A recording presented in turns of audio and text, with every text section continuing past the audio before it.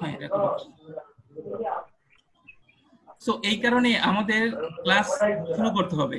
দেখি বিশেষ করে আজকের যে ক্লাসে,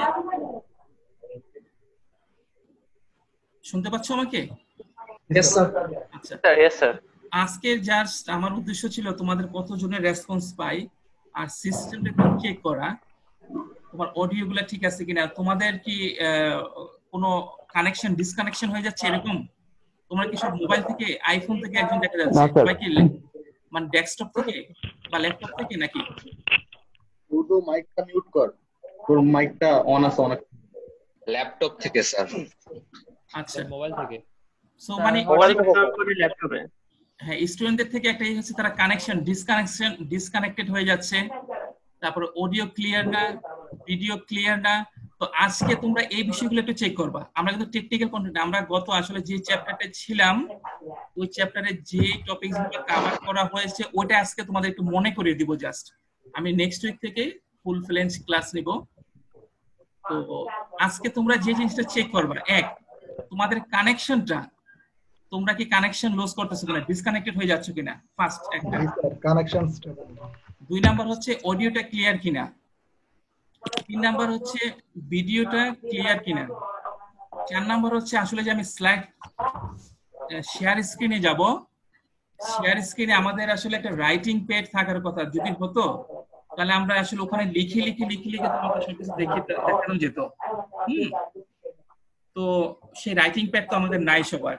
বইতে ওখানে বলা হয়েছিল আসলে সব টিচারদেরকে রাইটিং প্যাড দেওয়ার জন্য, ইলেকট্রনিক রাইটিং প্যাড।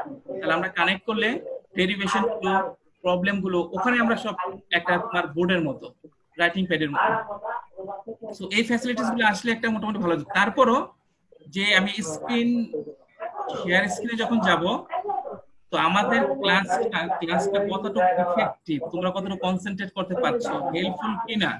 কারণ আজকে হয়তো আমি কিছু পুরাতন টপিকস নিয়ে তোমাদেরকে আসলে কিছু আলোচনা করব, কিন্তু পরবর্তীতে কিন্তু নতুন নতুন টপিকস গুলো চলে আসবে, তাই না? তোমরা সেগুলো তো জানো না। সো এই ধরনের বিষয়গুলো আজকে তোমরা ভালো করে দেখবে। অডিও, ভিডিও, ইন্টারনেট কানেকশন, আমি শেয়ার স্ক্রিনে যাব, সেটা সাফিসিয়েন্ট কিনা, আসলে ওখানে তো আমাকে রাইটিং প্যাডের কোনো দরকার আছে কিনা, বা আমি তো এখন রাইটিং করে তোমাকে দেখাতে পাচ্ছি না। তো এই বিষয়গুলো আসলে তোমরা একটু ভালো করে দেখবা, ঠিক আছে? সো আমি আসলে একটু যাই, এখন যাচ্ছি আমি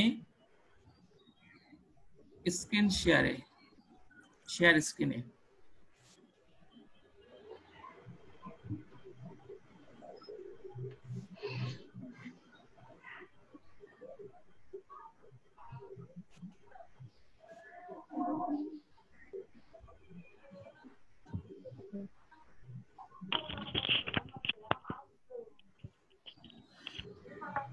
তোমরা কি স্লাইড দেখতে পাচ্ছ?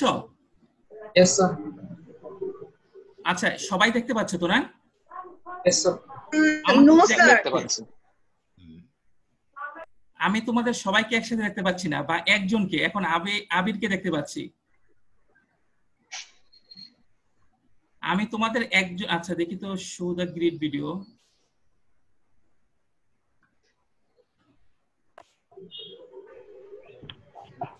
ওকে, এখন শো দ্য থাম্বনেল ভিডিও, এখন কয়েকজনকে দেখতে পাচ্ছি। আচ্ছা, আমার স্ক্রিনটা ভালো করে দেখা যাচ্ছে তোমাদের না? ওখানে কি আসছে, তোমাদের স্ক্রিনে কি আসছে? Energy consideration in study. মানে ফ্রন্ট প্রথম স্লাইডটা, তাই না? Yes, sir. আর হচ্ছে আমাকে দেখা যাচ্ছে? হ্যাঁ স্যার। জি স্যার, দেখা যাচ্ছে। আচ্ছা, আমাকে দেখা যাওয়ার কথা, আমাকে আর স্ক্রিনশটকে দেখা যাওয়ার কথা। ওকে, তাহলে আমরা আসলে তোমরা একটু চেক করো তো আমাদের মানে ভিডিও রেকর্ডিং হচ্ছে কিনা। স্যার হচ্ছে। হচ্ছে স্যার। হচ্ছে স্যার।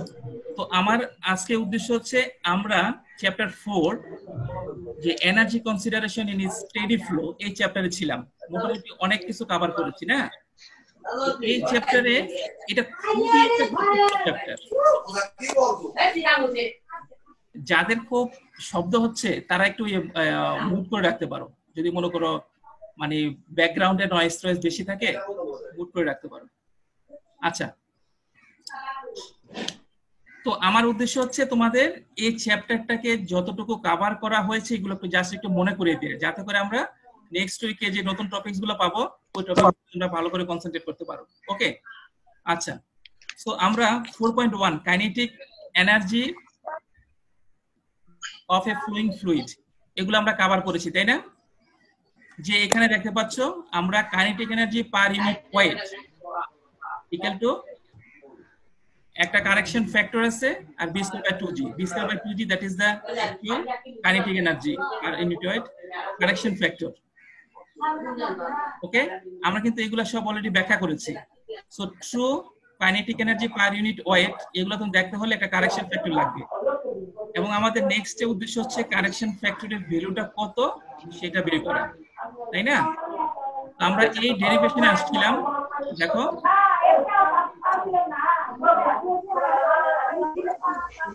আমরা এই ডেরিভেশনে আসছিলাম, এই ডেরিভেশন থেকে আমরা দেখতে পাচ্ছি যে কারেকশন ফ্যাক্টরটা এটার ভ্যালু কত আসতে পারে। সো আমরা পরবর্তী স্লাইডে দেখছি এই কাইনেটিক এই যে কারেকশন ফ্যাক্টর এটা ভ্যালু হচ্ছে টার্বুলেন্ট ফ্লোর জন্য 1.06 এবং লেমিনার ফ্লোর জন্য 2। ওকে, তো 1.06 ইজ স্টিল ক্লোজ টু 1 আর লেমিনার ফ্লোর জন্য 2, এটাকে আমরা লেমিনার ফ্লোর জন্য যেহেতু ভেলোসিটি ইটসেলফ এটাই খুব কম, তাহলে আমরা লেমিনার এবং টার্বুলেন্ট উভয় ফ্লোর জন্যই একটা কনস্ট্যান্ট ভ্যালু 1 ইউজ করব। ওকে, কারেকশন ফ্যাক্টরটা। সো প্র্যাকটিক্যাল সকল ক্যালকুলেশনের জন্য আমরা কারেকশন ফ্যাক্টর 1 ইউজ করব। ওকে, এগুলো আমরা কভার করেছি। তারপর পোটেনশিয়াল এনার্জি কভার করেছি, P equal to H rho G, এখানে আমরা H কে Z বলছি। সো পোটেনশিয়াল এনার্জি কি সেটা আমরা জেনেছি। ইন্টারনাল এনার্জি এটা মেইনলি থার্মোডাইনামিক্স এর সাথে সম্পর্কিত। তো আমরা এখানে দেখেছি potential energy internal energy is a true function of temperature সাথে internal energy একটা রিলেশন আছে। তো ওগুলো আমরা দেখেছি। সো আমরা কাইনেটিক এনার্জি দেখলাম, পোটেনশিয়াল এনার্জি পড়েছি, ইন্টারনাল এনার্জি দেখেছি। এরপর জেনারেল এনার্জি ইকুয়েশন যেটা ছিল ব্যাকবোন,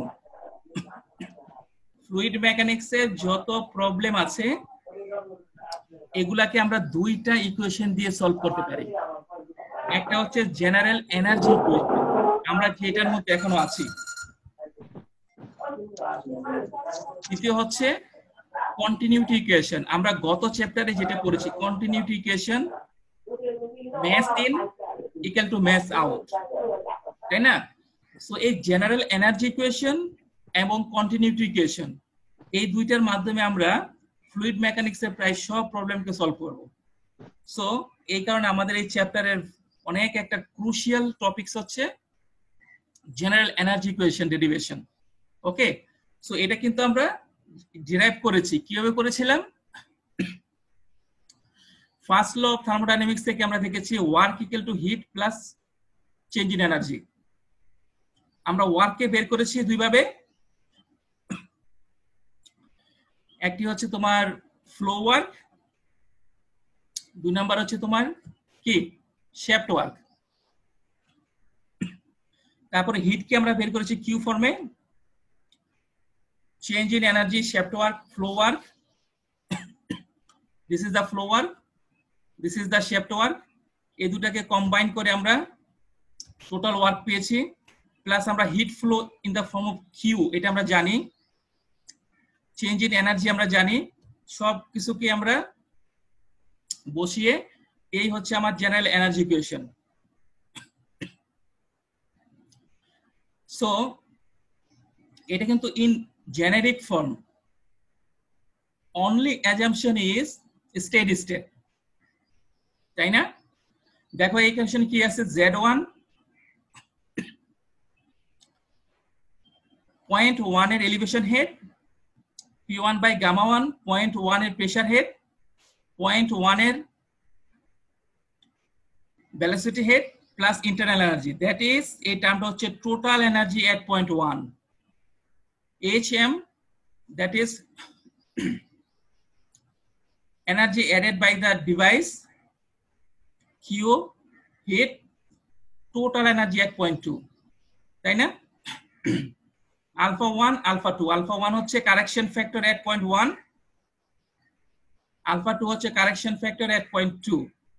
ওকে, সো এই ইকুয়েশনটা কিন্তু only one assumption is steady state. It is applicable for gas, vapor, real fluid, ideal fluid, all. Okay, আর এই যে energy balance equation, continuity equation, এই দুটো দিয়ে আমরা সব প্রবলেমকে সলভ করব। ওকে, নেক্সট। সো এখন এই ইকুয়েশনটাকে আজান হচ্ছে, এনিওয়ে আমরা কোন ফলো কি করব। সো এই ইকুয়েশনটাকে আমরা এখন রিডিউস করতে চাচ্ছি। Okay, so energy equation for steady flow of incompressible fluid. Incompressible fluid, incompressible fluid মানে কি? ইনকম্প্রেসিবল ফ্লুইড মানে হচ্ছে ডেনসিটিটা অথবা volume it will remain constant with pressure. প্রেসারে চেঞ্জ করলে ওখানে সিগনিফিক্যান্ট চেঞ্জ হবে না, তাই না? তাহলে দেখো আমরা ইনকম্প্রেসিবল ফ্লুইডের জন্য একটা অ্যাজাম্পশন করে নিচ্ছি, ডেনসিটি বা specific weight 1 equal to 2 equal to gamma, তাই না? আর আমরা অ্যাজাম্পশন করে নিয়েছিলাম alpha 1 equal to alpha 2 equal to 1, ঠিক আছে? তারপরে এই ফর্মে আমরা চলে আসলাম। ওকে, সো এখানে স্টিল I2 I1 আছে।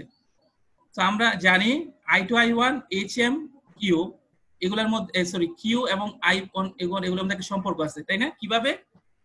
ধরো ফ্রিকশন হচ্ছে, ফ্লুইড ফ্লো হচ্ছে, ফ্রিকশন হচ্ছে, এই ফ্রিকশন হিট প্রডিউস করবে। এই হিটটা যদি সিস্টেম থেকে কোনোভাবে বের হয়ে না যায় তাহলে এইটা কি করবে? এটা হচ্ছে তোমার ফ্লুইডের ইন্টারনাল এনার্জিকে চেঞ্জ করবে, অর্থাৎ টেম্পারেচারকে চেঞ্জ করবে, তাই না? আর যদি বের হয়ে যায় ওকে চলে গেল। তাহলে আমরা বলতে পারছি ইন্টারনাল এনার্জি এবং কিউ তার মধ্যে একটা রিলেশন আছে। ওকে, এই রিলেশন দিয়ে আমরা দেখো Q heat, frictional heat change, এই দুইটা summation equals to change in internal energy.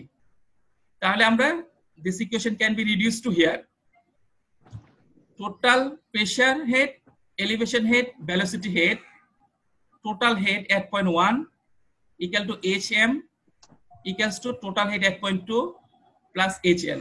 Okay, so this is your equation. So this is your equation for incompressible fluid. So general energy balance equation for incompressible fluid. Okay, আমরা এটাকে আরো further অনেকভাবে reduce করতে পারি, তাই না? যেমন আমরা যদি mechanical device HM equal to 0 ধরে নেই তাহলে এই ফর্মে চলে আসবে। সো এই ইকুয়েশনের একটা জেনারিক, এটার নাম কি? বার্নৌলি ইকুয়েশন, তাই না? আচ্ছা, তোমরা ইচ্ছা করলে কিন্তু রেসপন্ড করতে পারো, তোমরা কোনো বিষয়ে যদি কোশ্চেন হয় ওগুলো করতে পারো। আচ্ছা, সো এই হচ্ছে আমাদের Bernoulli equation, pressure head, elevation head, velocity head equals to constant. So এই হচ্ছে তোমার বার্নৌলি ইকুয়েশন। এই পর্যন্ত কিন্তু আমরা কমপ্লিট করেছিলাম।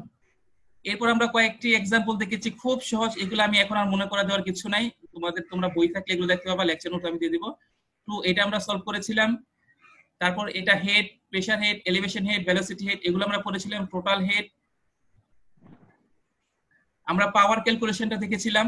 এই ইকুয়েশনটা তোমার বিশেষ করে যে পাওয়ার ইকুয়েশন, সেটা লাগে power equal to energy divided by time equal to energy divided by weight, weight per energy equals to এই ফর্মে। এগুলো আমরা ইতিমধ্যে সব সলভ করেছি। এই ইকুয়েশনগুলো আমরা জানি। This is a quite useful equation for the solution of numerical problem. Practical যে প্রবলেমগুলো সলভ করবা এখানে very often you will need this equation. আমরা এগুলো জানি, এগুলো অলরেডি সলভ করেছি। আমরা ক্যাভিটেশন, এটা আমরা আলোচনা করেছিলাম, কিন্তু ক্যাভিটেশন মনে আছে? ক্যাভিটেশন কি?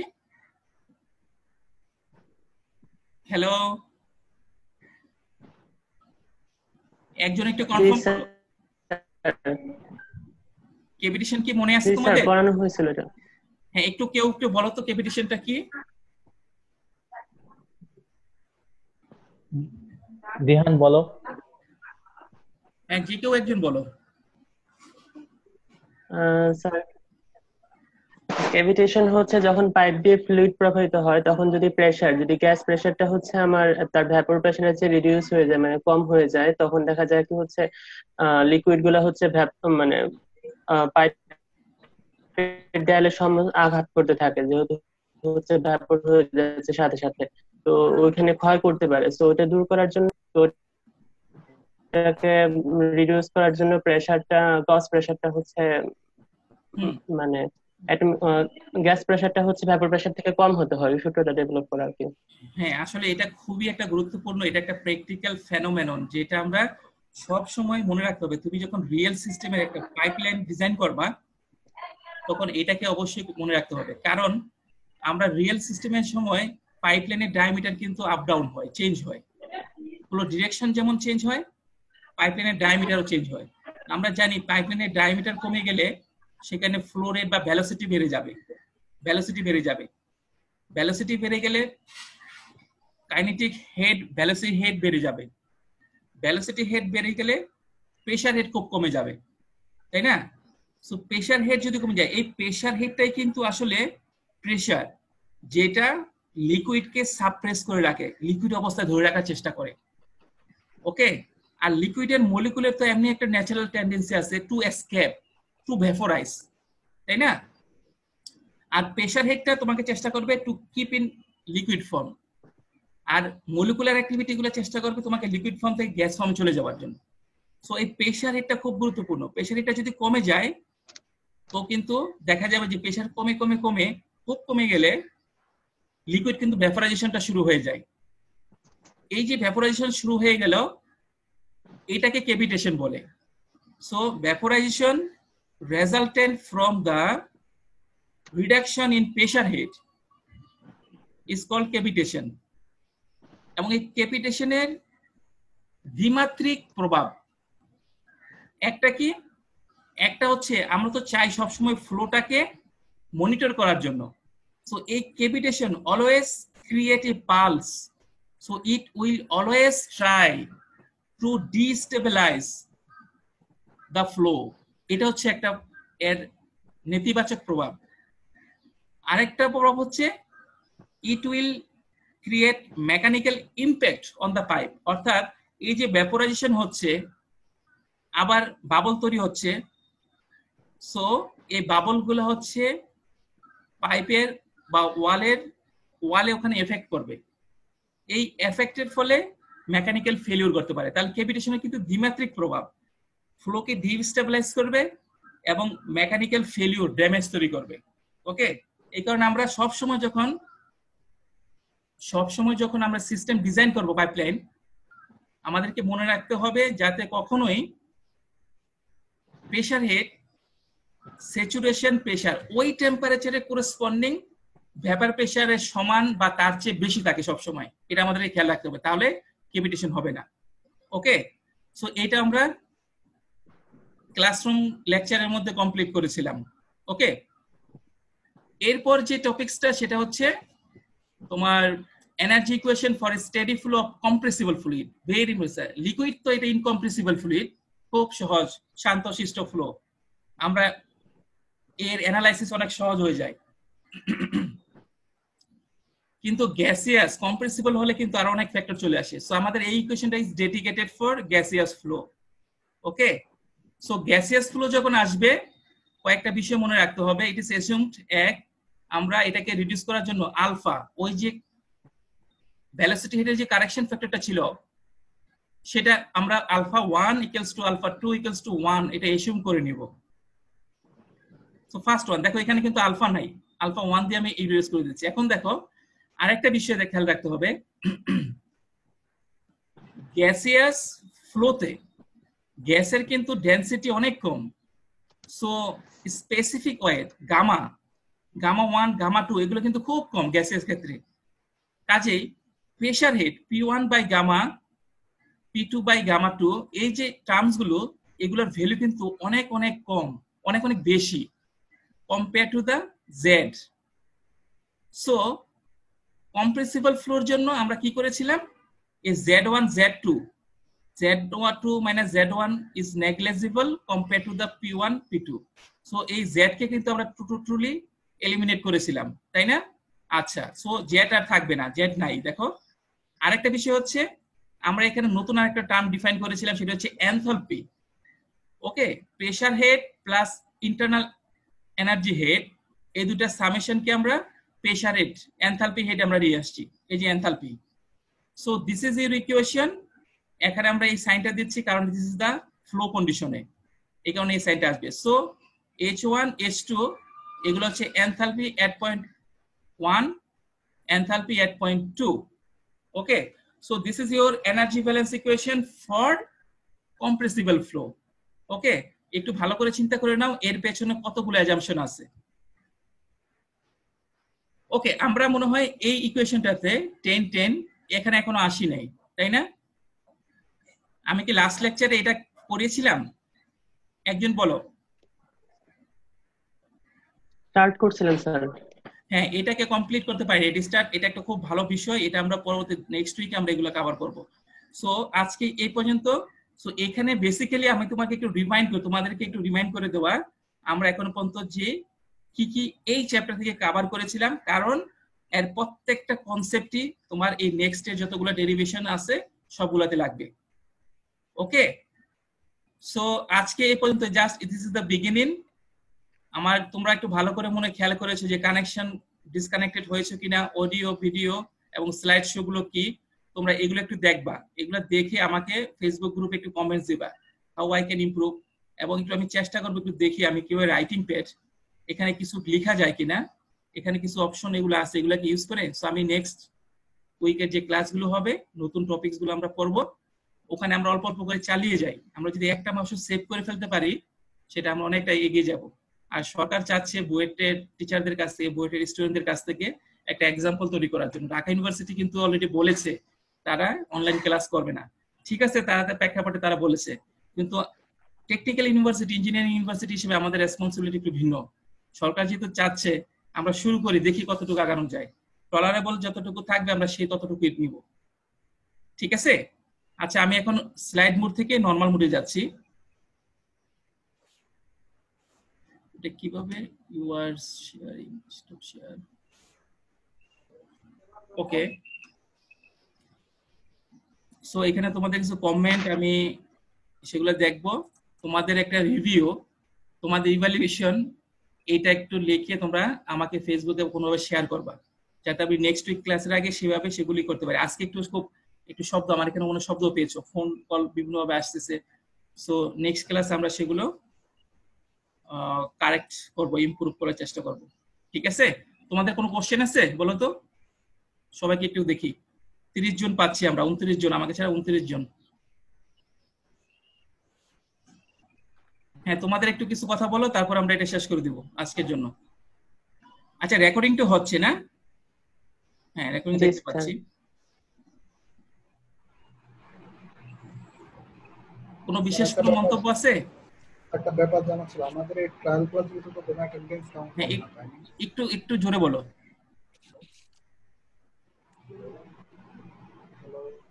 হ্যাঁ, আবিরুল বলতে চাচ্ছ কিছু? স্যার, আমাদের যারা ক্লাস করতে পারতেছে না তাদের কি হচ্ছে? এইটা, এই যে রেকর্ডিংটা আমি আপলোড করার চেষ্টা করব। তোমার ক্লাস অ্যাটেন্ডেন্স নিয়ে চিন্তা করার কোনো কারণ নাই, সেটা আমরা দেখব। আমরা একটা মহামারীর মধ্য দিয়ে যাচ্ছি, হ্যাঁ, স্টুডেন্টদেরকে কোনোভাবে ক্ষতিগ্রস্ত না করে আমরা যেভাবে যেটা সম্ভব আমাদের যে কোয়ালিটির যে একটা বিষয় আছে সেগুলো আমরা চেষ্টা করব। অ্যাটেন্ডেন্স, কারণ আমরা জানি এখন এই লাইভ ক্লাসে আসা অনেকের পক্ষে সম্ভব না, কেউ মানসিকভাবে প্রস্তুত না অনেকে। তো আমরা সেগুলো দেখবো কিভাবে এগুলাকে আমরা অ্যাকোমোডেট করতে পারি। আর এই রেকর্ডিংটা দেখিয়ে আমি এটা আপলোড করে দেব, এগুলো কেউ দেখতে পাবে। আর এটা না করলে আমরা আসল যে নেক্সট উইক থেকে যে ক্লাসগুলো হবে সেগুলো আপলোড করব। আমি দেখি কি করা যায়। অ্যাটেন্ডেন্স নিয়ে চিন্তা নাই, যারা একটু সেফ সিকিউর আছো তারা এটা পার্টিসিপেট করো, কারণ আমরা এটাকে ক্যারি আউট করতে পারলে এটা একটা এক্সাম্পল হবে অন্যান্য তোমার ইউনিভার্সিটির জন্য। সরকার কিন্তু এটাই চাচ্ছে, সরকার বিশেষ করে বুয়েটের কাছে চাচ্ছে, স্টুডেন্টদের কাছে চাচ্ছে এটাকে কন্টিনিউ করার। যাতে অন্যান্যরা এগিয়ে আসে। কেউ যাতে বলতে না পারে সবকিছু এভরিথিং সবকিছু বন্ধ করে বসে আছে সবাই। হ্যাঁ, আমরাও সেই জিনিসটা চাচ্ছি না। আমরাও বলতে চাচ্ছি না কেউ যাতে সরকার আমাদেরকে বলে ফেলুক আপনারা সব সুবিধা পাচ্ছেন কিন্তু ক্লাস নিচ্ছেন না। হ্যাঁ, বাট খুব বেশি লোড না, অল্প অল্প করে আমরা এটাকে কন্টিনিউ করব। ঠিক আছে? হ্যাঁ, তাহলে আজকে আমি রাখছি। Okay, thank you for your participation. Thank you sir. Thank you sir. Okay, thank you sir. হ্যাঁ, আমি নেক্সট